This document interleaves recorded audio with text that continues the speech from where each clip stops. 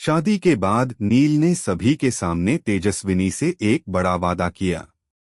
जी हाँ दोस्तों, गुम है किसी के प्यार में के आने वाले एपिसोड में आपको देखने को मिलेगा जबरदस्त ड्रामा और गहरी भावनाएं। कहानी अब उस मोड़ पर आ चुकी है जहां तेजस्विनी अपने सपनों को पूरा करने की कोशिश करती है। लेकिन सवाल यह है कि क्या लीना और ऋतुराज उसे रोक पाएंगे? आइए जानते हैं पूरी कहानी। शादी के बाद की पहली सुबह का दृश्य बेहद खूबसूरत है। हल्की हल्की धूप कमरे की खिड़की से अंदर आती है और तेजस्विनी के चेहरे पर पड़ती है। उसकी आंखों में एक नई शुरुआत की चमक है। वह मुस्कुरा उठती है और सोच में डूब जाती है। तभी नील आता है, उसके पास बैठकर मुस्कुराते हुए पूछता है, क्या सोच रही हो? तेजस्विनी धीमी आवाज में कहती है, अब मेरी जिंदगी बदल चुकी है, लेकिन मेरे सपने, क्या वे अधूरे रह जाएंगे?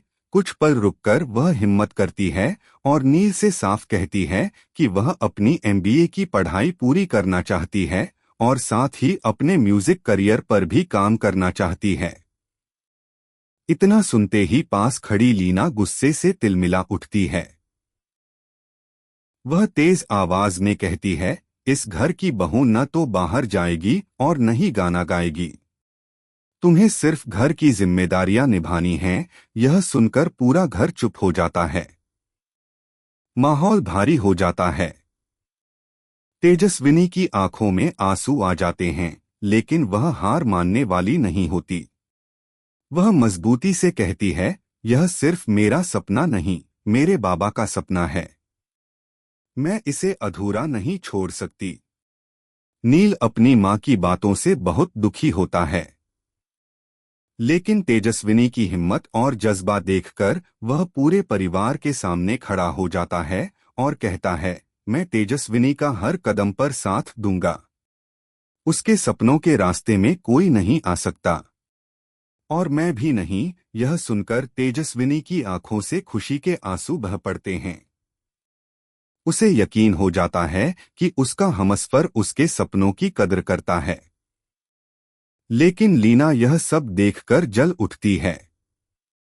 उसे लगता है कि तेजस्विनी ने उसके बेटे को बदल दिया है। मन ही मन वह ठान लेती है कि अब इस लड़की को सबक सिखाना होगा। इसके बाद लीना कोई मौका नहीं छोड़ती। कभी घर के कामों में तेजस्विनी को उलझा देती है, तो कभी नील के सामने उसकी बुराई करने की कोशिश करती है। इसी बीच कहानी में आता है एक बड़ा ट्विस्ट, ऋतुराज की वापसी। जब ऋतुराज घर आता है और तेजस्विनी को नील की पत्नी के रूप में देखता है, तो उसका दिल टूट जाता है।